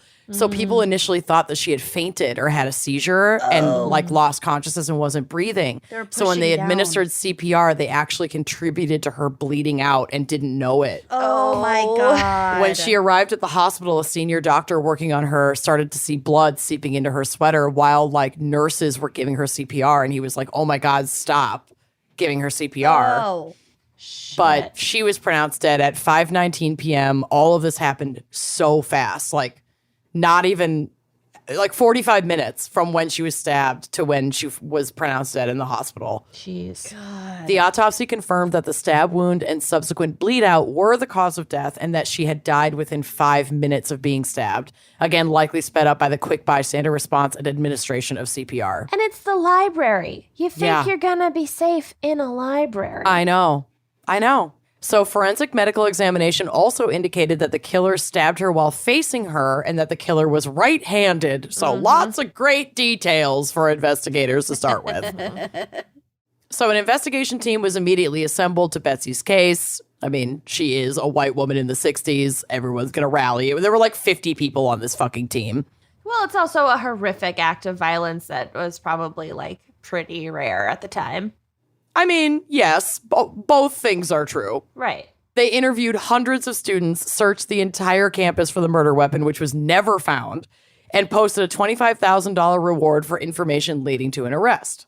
So all 90 of the students that like actually signed in, who entered and exited the library between like 4 and 5 p.m. on the night of Betsy's murder, were interviewed. I guess they probably also, they interviewed hundreds of students. So I'm Right. sure they interviewed the people that were like definitely confirmed there during her attack, friends. but probably also anyone who was in the library like that day, I would imagine. None of these people were considered viable suspects. The crime scene itself was also disrupted because the staff initially believed, like we said, Betsy had fainted. So they started like cleaning up the books, putting the shelves back that had toppled down. Oh, She'd also urinated when she fell, and that was like mopped up off the floor. So any other potential evidence was mopped up with Oh, it. Not that there no. was a bunch of forensic collection in 1969, right, but right. considering It still mean- disturbed the crime scene. it disturbed the crime scene, and like spoiler, but not a spoiler because we're going to get to it pretty quick. This case is still unsolved. And so had they been able to collect some, knows? residual DNA evidence at the scene, maybe down the road they could have found some sort of match. So I don't know. That's just like one of those things you just don't know until like hindsight's always 2020. It's Yeah, like just who never knows? touch anything. There could have been ever. like a footprint or something. Totally. Like, yeah. That's what I'm saying. Like, that just sucks. When my high school boyfriend, which will be unnamed, was working at the Target Photo Lab, there was back when there were Target Photo Labs, it was backed by all the CDs and the DVDs and all that stuff. Totally. Mhm. And a woman fainted or had a seizure and fell and hit her head, and blood went everywhere. Oh my I like God. And they vaguely had to remember call him it- telling us about this. They had to call in like a biohazard team to Oh, like I'm and then sure. like I don't know if they I'm assuming they threw all that product away, but They there probably was like did. Yeah. they had to like move the shelves And by like threw it mop away, under it. I mean employees rinsed it off and Yeah. took it home. I mean, I totally would have. I'm not giving CDs are away rapid any plastic. secret. And that's how I got my copy of. The Notebook. I mean, A Notebook on DVD, extended version, deleted scenes. Blu-ray, honey. Get it? Can I have the super edited version? Because you hate all the old I lady hate parts. all the old people parts. That's part of the actual movie. They're not going to censor it. Can for I you. have the director's? No, director's cut is vulgar. Can I have the, the watcher's editor's cut. Can I have the viewer's The cut? Kenyan cut. Yeah. It's the Kenyan cut. It's like Make the it Titanic viral. cut. The parents just hide the second VHS tape Yeah. I love that move. with the love scene and all the death. Wait, did your parents actually do that? Just watch the, The- good the parts with kid- the fun boat The ride. kids that I babysat for. I have a child. The mom was like, "Oh, they love the Titanic, but just so you know, we keep the second VHS locked up." That's amazing. So they just don't thought want the, them getting they any thought ideas. The whole movie was just the first VHS tape. Pretty people dancing on a boat. Yeah, the But fun it ends parts. with like Billy Zane being a fucking prick. I have a child. like nothing exciting happens in the first tape. Yeah. So good. I love that for them, and yeah. I might steal that move. This is why we need to raise your children on an M. Night Shyamalan's The Village style encampment of only 90s things where they're sequestered from society. Yes. Yeah, it's called Welcome to Plathville. Can't get away with It that already now. You just exists. stream it. Yes, exactly. So, Good. investigators did seem to believe that Betsy knew her attacker. Obviously, this is pretty common, like for that to be the case. But other factors that led them to believe this included Betsy being approached from the front, face to face, nobody hearing Betsy scream or seeing her attempt to flee, and a witness had heard like pleasant chatting between a male and female voice believed to be Betsy and her suspected attacker. Okay. There was no evidence to indicate that she had been stalked or that this murder was premeditated, but we know that lack of evidence does not mean that these things are not true. Right. One theory that is still pretty like widely discussed today is that she accidentally stumbled upon like a homosexual romantic encounter between the two men in the stacks and recognized the men, one of whom then killed her to basically make sure that the secret didn't get out. Oh. Right. Another reason that this might be that this is like the leading theory is because but also like it's a college library, but homosexual pornographic materials were found at a desk in the library very near to the stacks where Betsy was killed, as well as homoerotic magazines hidden between the books in the aisle where she was killed. So it was probably like a known hookup spot. What year? Yeah, And there was, like, totally. 69. Oh, okay. And there's So it like had- porn hidden around there. It's the stacks. Yeah. You know, and I mean, who knows? But it could have totally been like a gay hookup spot too. Right. And then like somebody panics and yeah. Oh shit. And freaks out. So this part gave me the giggles. Reports said that, quote, ample traces of semen were found on the floor, shelves, and walls. Oh my god. Walls? In that part of the library? Yes, with one investigator later commenting that traces of semen were practically everywhere. Was that only in that section of the library? I mean, I'm sure They they probably didn't do didn't the whole library. investigate the whole library, yeah. But in that section of the library, it was like notable how much cum was just everywhere. I mean, I've had sex in a library. It's the stacks. It's what you do. I've been prepositioned and it's like one of my big regrets that I did. I went to community college, so I'm very pleased with my personal decision. didn't get to do that. So other theories that Betsy witnessed a drug deal, engaged in a drug deal gone wrong, or was killed by a potential suitor that she rejected couldn't be substantiated in any way. Fingerprints collected were either unusable because they were like smeared. They tried to get prints off of They like were covered books and in stuff. jizz. Covered in Yeah. cum. It's really hard to get fingerprints off of pools of cum. Yeah. And they did lift a fingerprint off of a soda can that was found at the desk where like some of the porn was. Because the porn being there means that whoever left them, Yeah. probably when in a kerfuffle In a or hurry. in the evacuation, and never came back for them. To claim Yeah. it. Like the porn hidden between the books, okay. That could I belong get to it. anybody. That's But the just porn that's passing just it like- on. On Might a have been desk. mine, honestly. It probably was. So they did get prints off of a soda can that was with that porn on the desk, but it like didn't bring up any matches or results that it didn't lead to a lead. So while the case remains open in Pennsylvania, there have not been new leads in many years. One promising lead popped up shortly after Betsy's murder when a man named William Spencer, a sculptor who had recently moved with his family from Boston to the Penn State area of Pennsylvania, let slip at a Christmas party in 1969 that he had, quote, killed that girl in the library. Let it slip? Yeah. The fuck? They always talk. They always talk, but also this a guy fucking, is like, Christmas full party? of shit. Okay. Like, absolutely full of shit. So he claimed that he knew Betsy and that she had agreed to pose nude for his sculpting class for extra money. Cool. And all of her friends were like, LOL, she never would have done that. So he's not a sculptor, he's an aspiring sculptor. I mean, he now teaches And sculpting. Those who DJ. can't do teach. He was definitely a DJ. Probably a SoundCloud sculptor. I sculpt experiences. I do. Sculpt Cloud.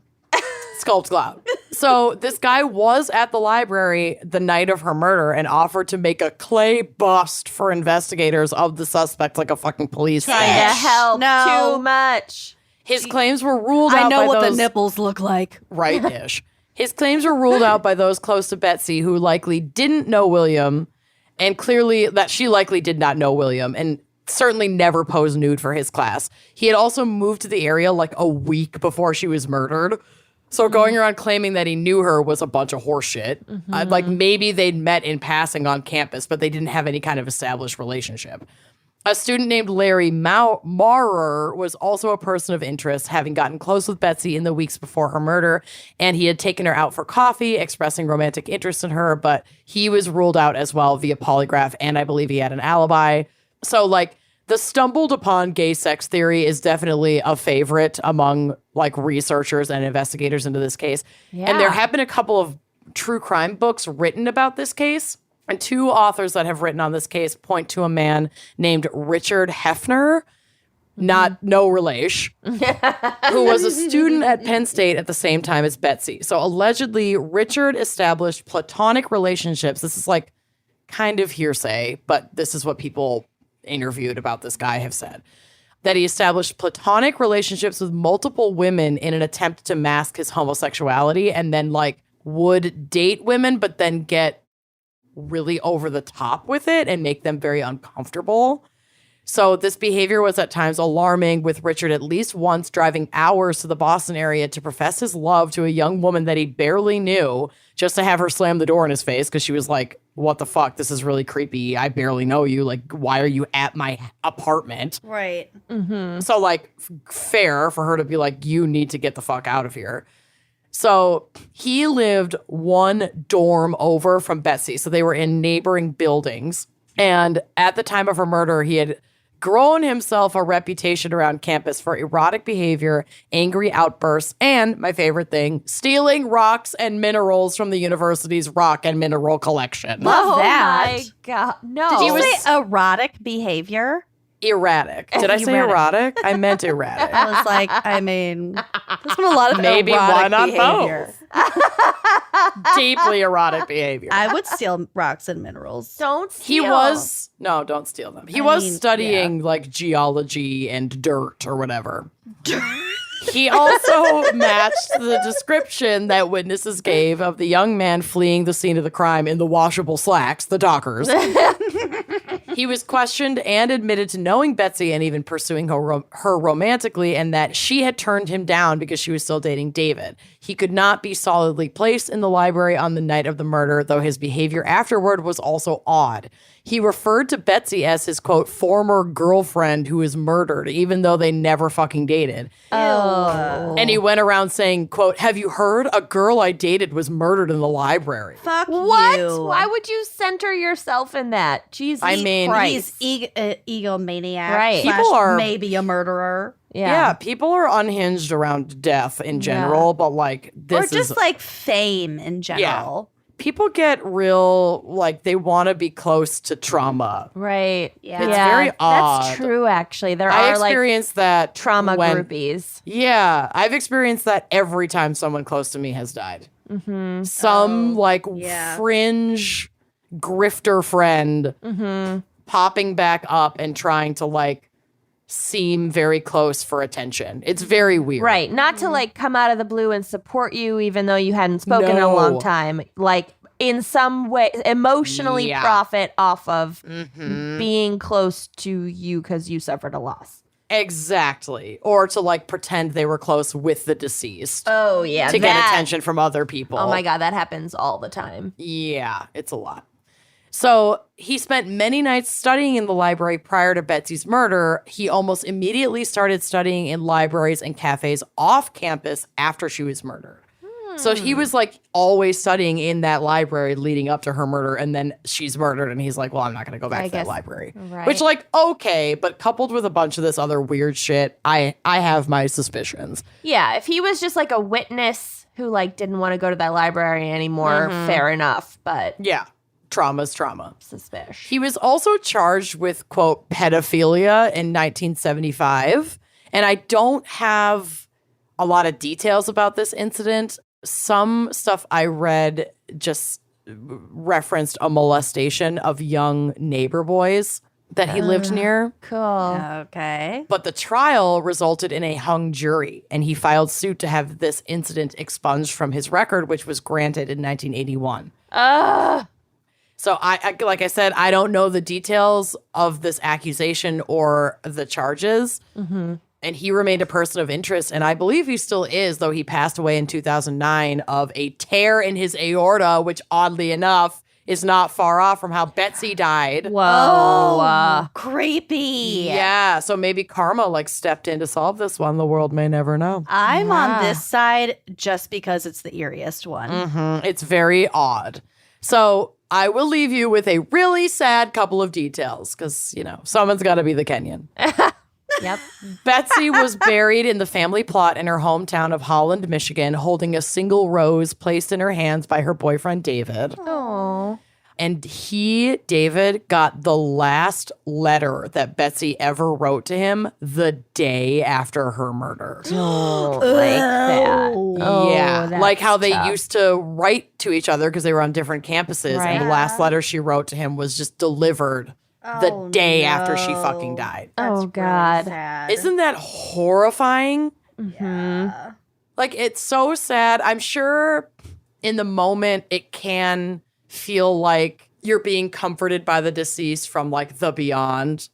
But that would still be really emotionally challenging to Yes. receive that. I think Personal. when somebody dies like suddenly and very tragically, that would be really, really, really tough. If it was like Really a hard. grandparent and Right, then that it's not like happened, I now- would kind of feel like, oh, like they're Yes. Well, yes.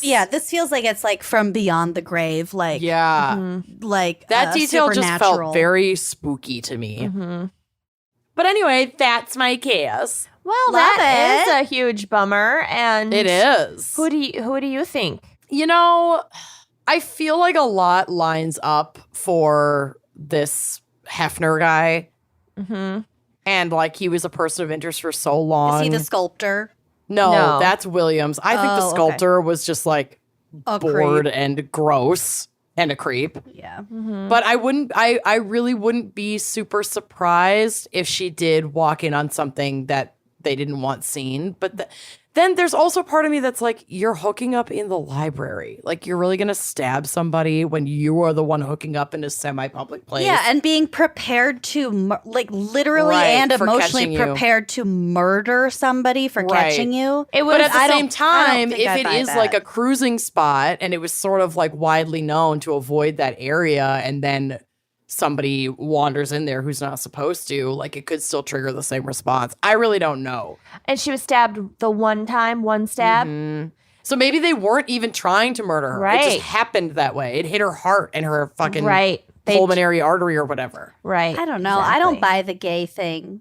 I really don't. I have no idea. I really don't. I don't buy the Also, drug the thing. sculptor was like such a creep that like Maybe it was him. maybe it was him. Like he moved there 1 week prior and he like Got his eyes on her, Yeah. wanted her to pose for him naked, but like didn't ask her. yeah, he was just like a Or if he did, she fucking said no. and then he was kept like, following her and then yeah, and I there could might have totally been like see a that. fixation on her like body and her bust, and that's where he stabbed her. Hey, that makes a whole hell of a lot more sense to me than Mm-hmm. stumbling upon some sweet baby gays having sex in the stacks and getting stabbed. There's also And I'm sure that theory being so prevalent is obviously deeply steeped in homophobia and oh misogyny. yeah, that's what I think. Yeah. That's kind of like accusing, people with various mental illnesses of being murderers. It's like Totally. if you're just a random gay person, you're completely a normal person, and you're just hooking up with your love interest. You don't necessarily Well, the yeah, odds of but you I mean- carrying around a knife. The only reason I could see it is because it was a different time with so much stigma and so much secrecy Right. that there could have been There's motive there to not there be could have been discovered. motive there to, or at least just a very visceral response where you're not there to be a Right. murderer. And they never found the murder weapon. We don't know. She was stabbed with something. We don't know if she was stabbed with a knife. And that with- guy was running out concealing his right hand. Yeah, like, Could have been holding the murder weapon. yeah. Yeah, if anyone who wasn't the murderer was like, that girl needs help, I'm going to run the opposite way. Like, what the fuck Yeah. are you doing? Right. Yeah. It's very strange. Very strange. Well, don't know. interesting. The case is still open, so All right. Well, someone I'm- out there knows something. I, gonna for one, am solve never it. having sex in a library again. I Don't never say have, never will. never. Come I on. mean, I'm too That's old. very Just hand achievable. stuff. You know Just what? hand stuff. I'm putting it on my bucket list. Oh my God. It's hard. Hand- It's too hard to hand have stuff in a sex library. standing up at this point. Oh, I'm that's not that very true. flexible. Hand Yeah. stuff. All right. Standing hand up stuff, sex but is not only great. because of my back. Yep.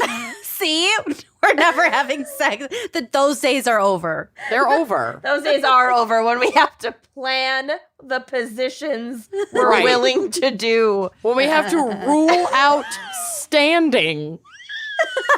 As my Apple Watch is like, stand up. You've been sitting for 100 years.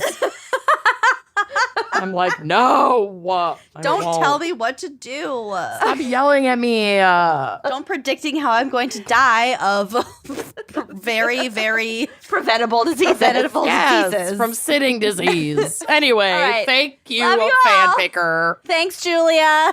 We love you. Happy librarian. See you next week. Bye-bye. Thanks for listening to Wine and Crime. Our cover art is by Kala Yip, music by Phil Young and Corey Wendell, editing by Jonathan Camp. Check out our website and blog at wineandcrimepodcast.com. You can also follow us on Facebook, Twitter, and Instagram at Wine and Crime Pod. If you have questions, answers, or recommendations to share, email us at wineandcrimepodcast@gmail.com. Episodes are available on Apple Podcasts, Stitcher, Google Play, basically wherever you get your favorite podcasts. And if you like the show, please rate, review, and subscribe on Apple Podcasts. It is the best way to spread the word. If you'd like to show your support and get a shout out on air, visit our Patreon page to keep this podcast and the wine flowing. Cheers.